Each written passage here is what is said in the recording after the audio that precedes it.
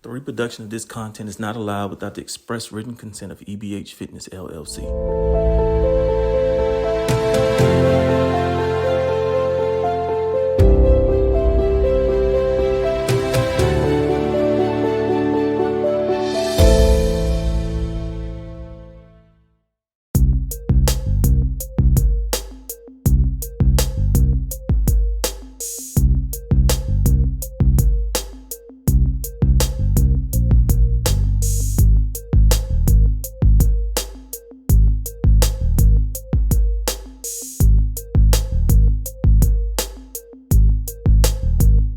Dr. C. Victor Hervin III, and I'm taking it to the house.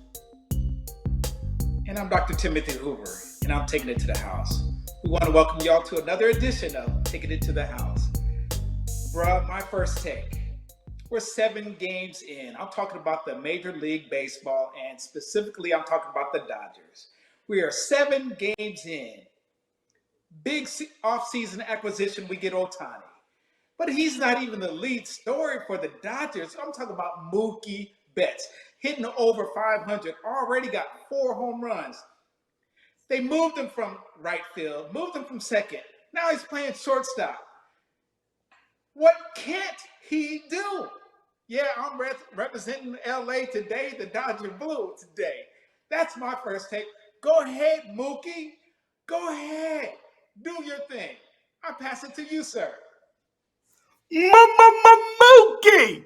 Hey, you know what? He is that guy. But it's a long season. I hate putting any butts attached to the Los Angeles Dodgers, but we know how long the season goes. We're not worried about regular season.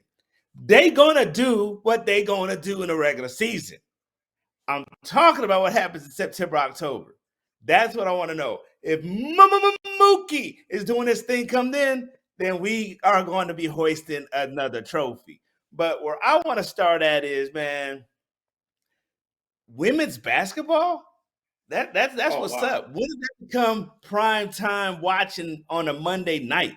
I sat up here, forgot all about the games because unfortunately they don't really advertise like they would do the men's basketball. And I really felt and really believe that off of the weekend, Thursday, Friday, Saturday, Sunday, all basketball starts. Here it is. I'm glancing around and say, oh my goodness. Here goes Caitlin Clark and Angela Reese getting at it. And what a game that was. Obviously, my money and my time goes to LSU, but you cannot say that was not a great matchup, rematch from last year's finals. Iowa had a bone to literally pick. If I didn't know better, I would have thought they said, let's get in the same region, the same level bracket as LSU, because one of us are not coming out of this tournament standing. And so that was a great game. And then as an appetizer or as a dessert, my USC Trojans, my alma mater, they took one to the chin. Another great game. Juju is that one they warned you about. So it'd be interesting as she climbs and as she grows and matures, how she will lead that team. She led that team as a freshman to almost the closest spot they've been to since 1986. So to understand what value one person, one player, one leader can do to an organization, case in point, look at Juju. So it'd be great to watch her grow in her college career. I know they consider her the heir apparent to Cheryl Miller, which is one of the great Trojan basketball players. So it'd be great to see what happens. But overall, great game, great night of basketball, and the women showed up and they showed out. We're going to stay in the women's game. So I'm an NBA guy.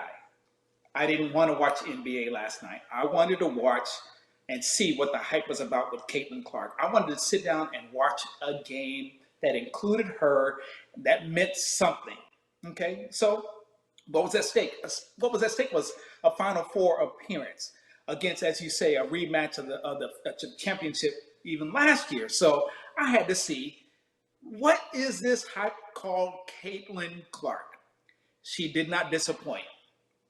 No, she did not disappoint. She is, and I heard it from somebody else, but I was thinking it before I heard it. She reminds me of Steph Curry. I cannot put it any other way. Off the dribble, off the catch, pull up from anywhere inside the half court line and can make it. And she's deadly with it. So that's my first take about the game is she lived up to the hype and she did not disappoint. I'm glad she won. I hate the LSU loss. I hate Angel Reese twisted her ankle early. I hate that ABC, ESPN didn't put it on where everybody can see it versus cable. Everybody should have been able to see it. They deserve that much hype. They deserve that much attention. The game did not disappoint. I just feel like show it to the world. Showcase this talent to the world. And it doesn't have to be on streaming somewhere or on cable. It should be just on broadband. Just whatever ABC, NBC, CBS. Come on, work with me here now. Work with me. And that's one of the biggest travesties. Travesty number 2. Everybody know what Caitlin Clark is going to do. As soon as she laces them up, she is a threat. This is not a secret. Everybody knows this. Mulkey, Coach Mulkey for LSU, you know more basketball than I will ever know. You have played at the highest level. I'm not questioning that, but I will question the game and strategy in the game, how you cannot double her, take the ball out of her hands when she is already popping off. Yes, she can assist, but let that be the problem. Let her assist.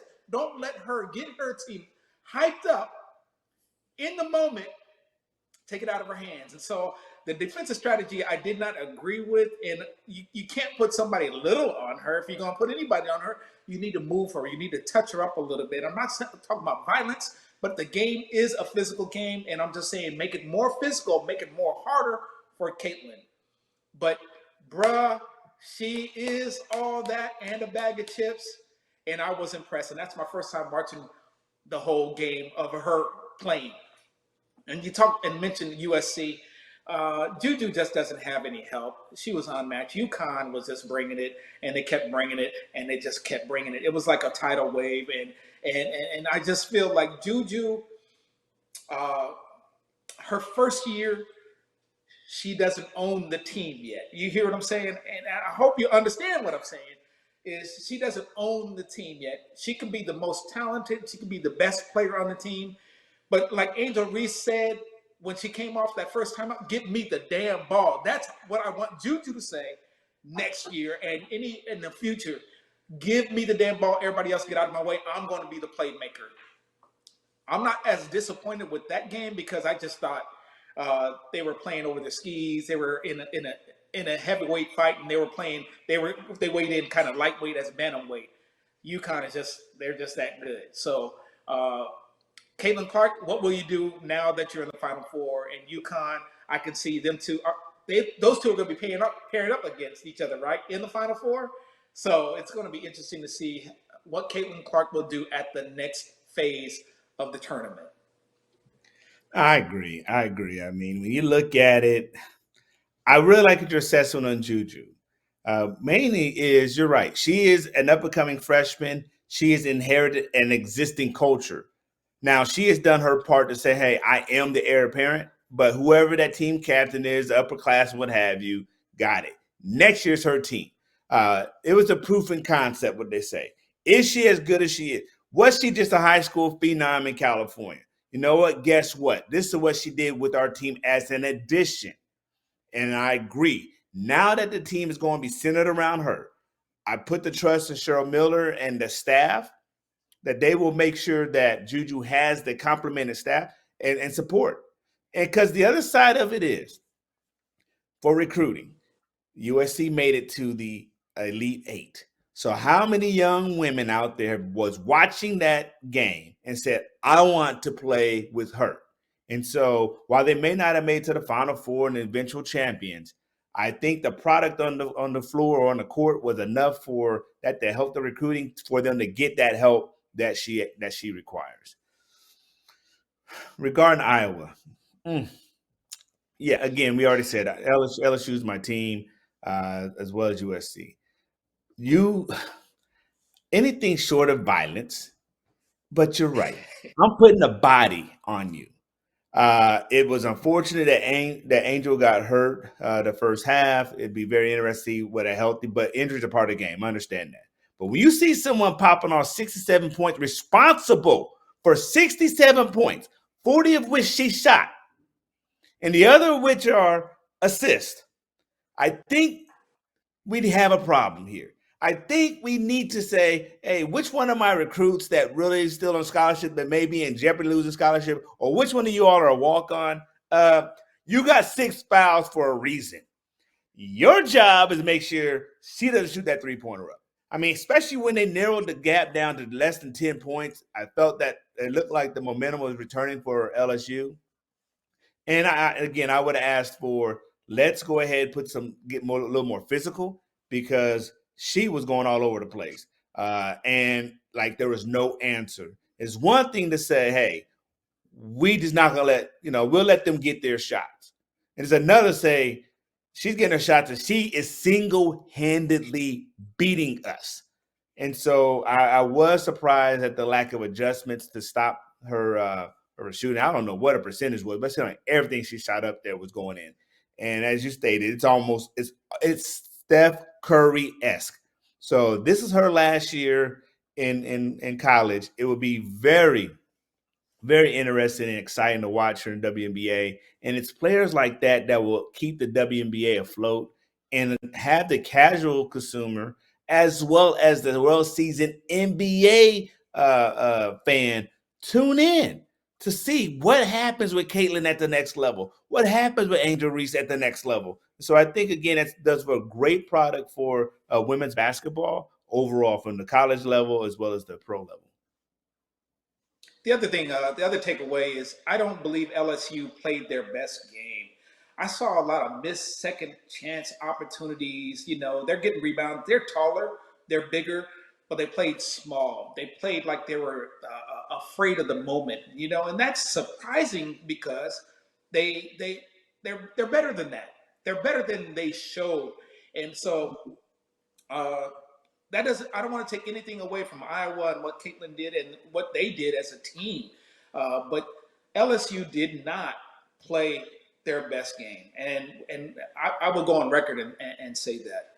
Having said that, though, look at us as girl dads and what the girl basketball movement is happening right before our eyes. Think about some 6-year-old young girl, young lady. Maybe they're a little bit older and they can witness what she's doing. I'm not saying and not giving credit to the Cheryl Millers before, the Cynthia Coopers and others who have played at a high level, but you have to move on. But to see somebody like her who's, as you said, Curry-esque, and Curry, I would say, influenced Caitlin Clark.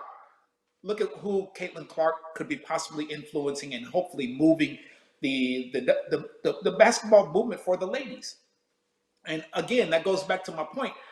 ESPN, you had it. Come on now, you guys got to do better. ABC owns you. You guys got to do better in marketing this thing, which is I call a movement, a momentum that they have. And you would do it for LeBron.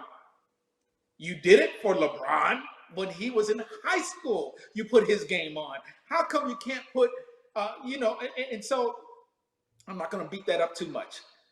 I'm glad to see what Caitlin Clark is doing. I'm glad to see how she's handling herself, how she's in front of the camera and in front of a microphone, and the way she carries herself. I love what I hear. I know she talks a lot of trash, but who doesn't when you were that good? Larry Bird talked a lot of trash. Magic talked a lot. Michael talked a lot of trash. Why not her? Okay, but it's all in good competition, man. And if you need her, shut her up. Beat her. Okay? You be better. You beat her. That's what you need to do. But I just want the future Caitlin Clark's out there to know, and I feel, sir, that the WNBA, the future of college and women's college sports, basketball in particular, they're on the right track. They're going in the right direction.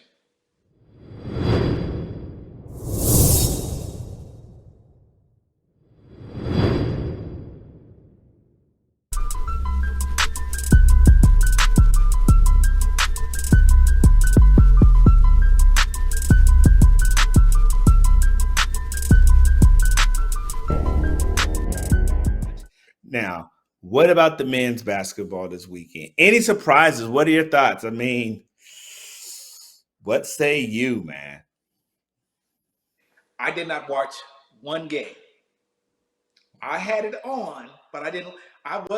That's how much I was into the women's thing, man. So here's my problem with the men. I don't know them. What do I know about the women? They're there for 3-4 years. The guys most of them are one and done. And we talked about this briefly a little bit last week. And so I think the men's game is hurting for me and maybe others in popularity, that the women's game could possibly take over because we know them. We know the backstories. We have seen them grow. Like the egg hatching, we are seeing the women's game grow, and look at how exciting it was.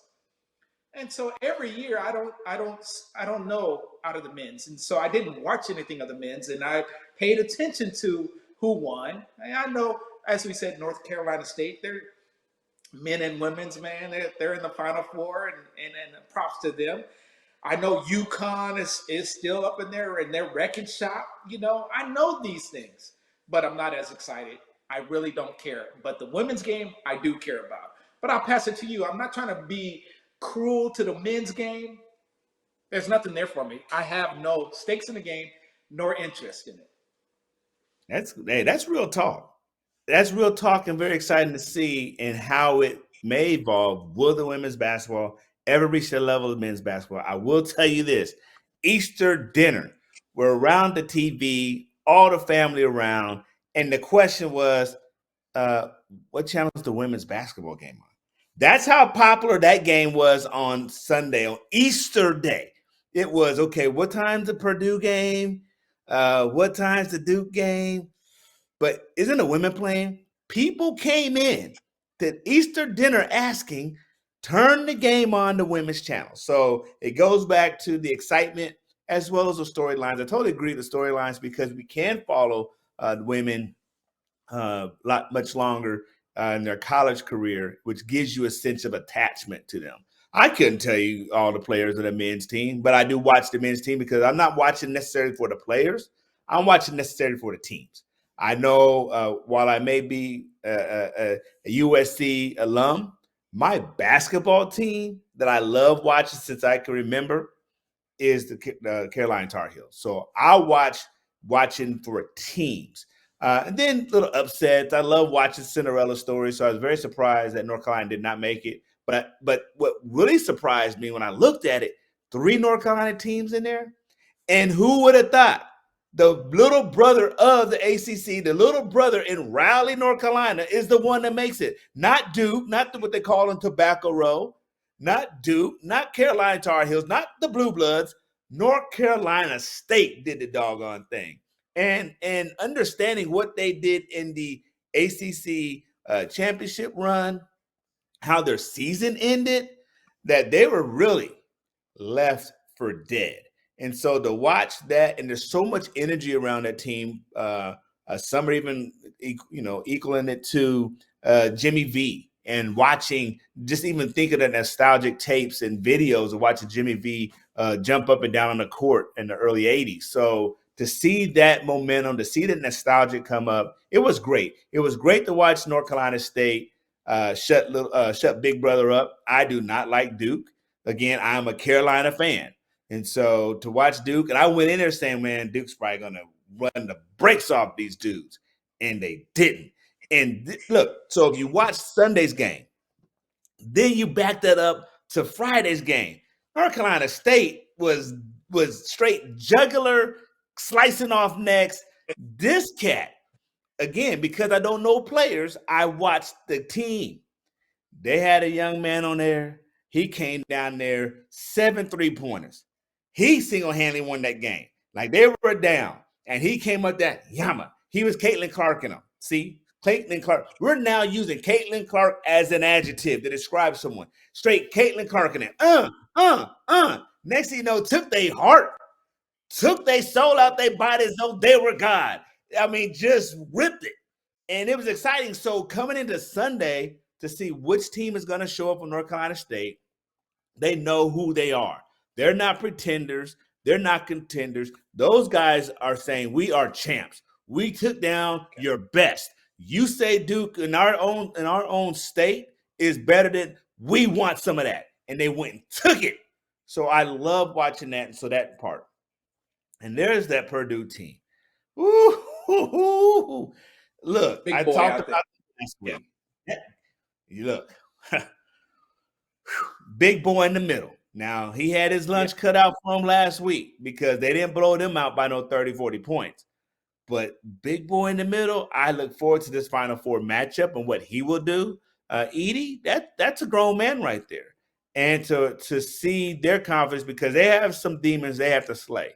Now, last few years, early outs were picked to come deep into the Final Four run. So to see that they did not underachieve is very exciting. So I love to watch that. But I do, again, back to the original, I do watch the men.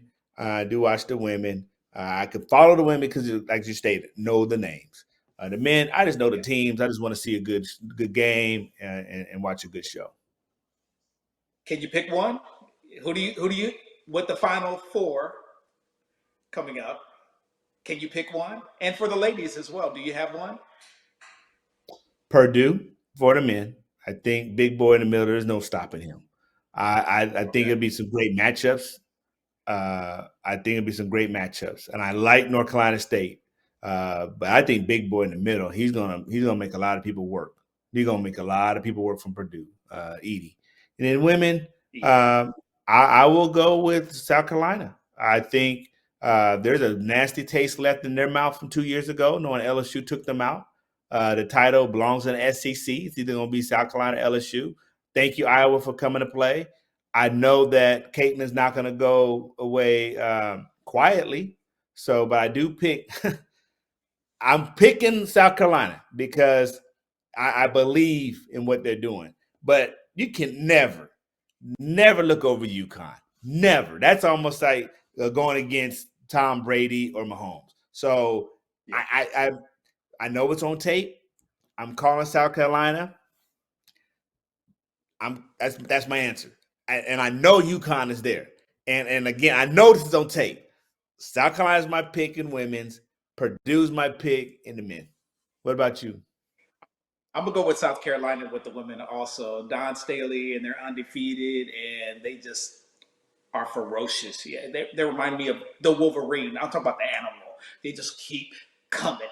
They just keep coming, and they just keep coming, and they got a little nasty in them too. So I'm picking South Carolina, and for the men, I will not at this point of the season because of their pedigree. I will not go against UConn. I will not, and so I hope next week, by the time we come on, we can discuss our picks and why we failed or we came through on our picks next week. Sound like a plan. The NBA is winding down. We have maybe 6 games left in the NBA. So my question to you, and I didn't pose this to you before, do you have a sense of who's the MVP? Because a lot of people are talking about their MVP, and they ranked top 5 of choices. Do you have a thought on who the MVP is and who stands out? Which team stands out for you at this point in time? Wow, I do not actually have an MVP choice. I would say by default, Jokic. I don't have to watch a game this season to know that guy is still unstoppable. Almost seems like he's in slow motion. Like, why is he unstoppable? I don't understand it. But when I look at across the board, they are the defending champs. They're still a very consistent team. I know they're not necessarily number 1 seed, but I believe at this stage of the season, when you know you're the best of the best, I don't need to put long as I'm top 4. I know I got home court and I'm challenging anybody. I would go again with Joker. When I looks at the number 1 teams, it's very hard to go against the Lakers, but they're not showing me enough right now. And I don't want to underachieve. So if I wanted to pick someone in the West that looks very dangerous, I cannot go against Denver. I know OKC is doing it. They're a very exciting young team. I'm not scared by the Timberwolves and some of the other teams. I think Timberwolves are an ascending team, They don't threaten me. Denver does. What Denver is all see, I'm learning my lesson. I went against Tom Brady a couple of times on this show. I went against Mahomes a couple of times on this show. What do I need to just change the narrative? What they say, you keep doing the same thing over and over, is called insanity. I am going to say Denver is that team to beat, even against my Lakers. One, because how they ran circles against the Lakers last year. And again, they'll even the regular season matchups, they just look dangerous. Now, Eastern Conference, hands down, Boston Celtics. And that's sad to say that. But again, they have a axe to grind. What they went through the last few years, whether it's through Milwaukee, the Miami Heat, they have an axe to grind. And I like that. I like their young tenacity. They've gone through all various stages of group dynamics, storming, norming, forming. They went through a coaching change. So what they showed me and what they're telling their West Coast nemesis, excuses are tools of incompetence. They build mountains of nothingness. And those who specialize in them seldom accomplish anything. Because they're saying, say what? We're still at the show. And you all are playing at the bottom for a play-in. I love what the Boston Celtics, I respect what the Boston Celtics have done and have not allowed any of their organizational dynamics to impact how they play on the court. So that's what I say. What's your take for the NBA? So the MVP, I think it's really boils down to two. Jokic, he's that guy. He's going to be a perennial favorite because of the way he plays, the triple doubles, leading a team. And right now, Jamal Murray has been sidelined for a few weeks, and you can see the value of them two together. But Jokic would be my 1A, maybe 1B, because Luka is just a smaller joker. Really. Balls in his hands predominantly. We're talking about the assists. We're talking about leading scorer for the league. We're talking about he can't be stopped. He's 6'8". You hear me? And you talk about going slow. He doesn't jump out the gym. He's not going to kill you with athleticism. He's just going to get to where he wants to go, and you can't do anything about it. The only person really that stops Luka is Luka. There is no defense for him. You double team him. You blitz him off the screen. He's tall enough to find the other guy, whoever that may be, whether it's a Kyrie on the wing or Hardaway on the wing, and they're going to knock down a three or create, because that's what Kyrie can do. He's a great Robin or Batman. I don't care who you call him, but they are ready to go. So Luka to me is 1A, 1B, Joker 1A, 1B. I'm not going to go down 3, 4, and 5. Tatum was mentioned early. Embiid took himself out of the race. He was doing so well, but because of all the injuries and the 67-game rule, he wouldn't apply. I will tell you another name, and it just came to me, is what Curry is doing, and he's doing it with a whole lot of no names. We're talking about first year, second year players, and yeah, their record doesn't indicate how good they are. Maybe it doesn't indicate how good they are, but it doesn't indicate his impact. And they would be far worse. I'm talking about Curry and Golden State. They would be far worse without him and what he's doing just to even keep them in the play-in tournament. So out of the West, it's Denver. They are the favorites. And I would agree with everything that you said about OKC, Minnesota. Kawhi just went home early on his road trip. He's got a bad knee, and so that's going to come back to haunt them, hurt them. But it's Denver out of the West, and there's really no team threatening Boston in the East, not even the Bucks. And so you got to wonder if Miami is going to be able to flip a switch or just turn it on. And with that culture, that tenacity, and that Wolverine and Badger-like attitude that they play with, they can upset anybody. But it's Boston's to lose. That's my take. So you just made a statement. You just gave me a team. The Milwaukee's trade in the offseason, was that a bust to get Dame? Good question. And so let's talk about the trade. Let's talk about before the trade. You have one of the best point guard defenders, won a championship with him with Drew Holiday. So you essentially traded offense for defense or defense for offense. That's what you did. You get rid of Holiday. You didn't sign Holiday, which gives you a chance to go get Dame. That's how I see it, a 1-for-1. And it didn't work. Defense wins. What did Dame do when he was in Portland? He was scoring. He was a scorer and still is a scorer. And he doesn't play a lick of defense. And Doc can't fix that. So is it a bust? Yeah, it's a bust. It's a failed experiment. And it's going to cost him some time with the Greek Freak. Giannis is going to only take so much of this. And I think they did it to appease Giannis. How many times have we seen a player that's active player be a good general manager? LeBron, come on. It don't work. Players should play. Coaches should coach. GMs should GM. And I think they were doing that for Giannis. But guess what? You can fault Giannis if they did it for him, but you can also fault them for trying to get trying to find a lightning in a bottle. Because Dame is just that. He can finish, but he can't sustain a whole game. He can't shut his man down. He can't defend his man. And Drew was able to knock down a three, but he was able to lock up his man. So, failed experiment, failed trade. And they need another season to really get it all together. Would he been with Dame this playing fantasy? Would he be better? Would he have been a better addition to us than LA? Well, you got to ask what you're going to give up because it's Or would that all been about the dollar. another? It's all about the salary cap. What are you giving up?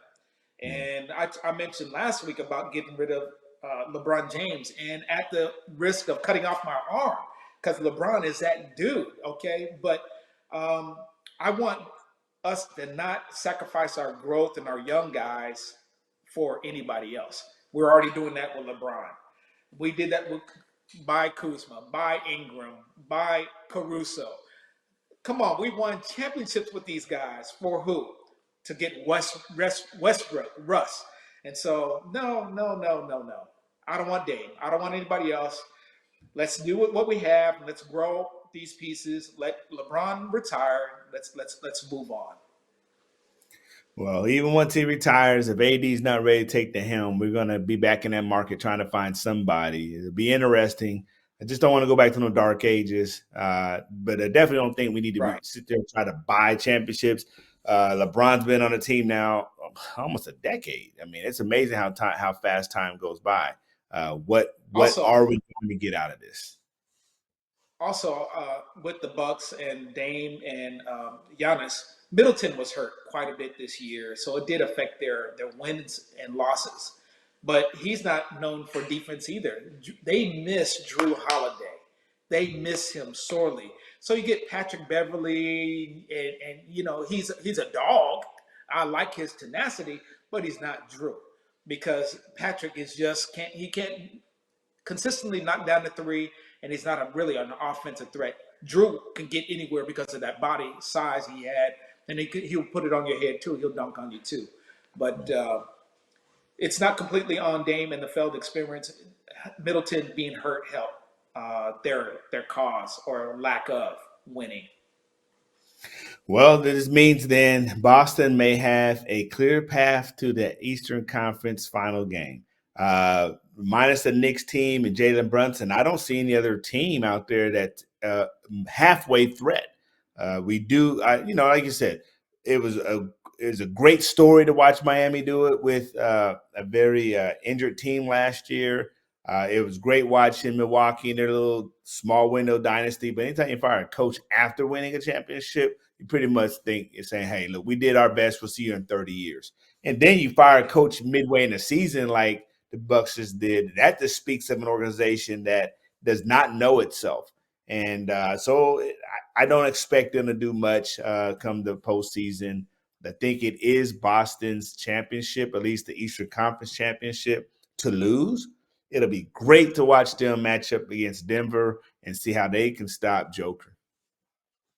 Yeah, I would count the Cleveland Cavaliers as the only possible threat in my lens that can give them Boston a go.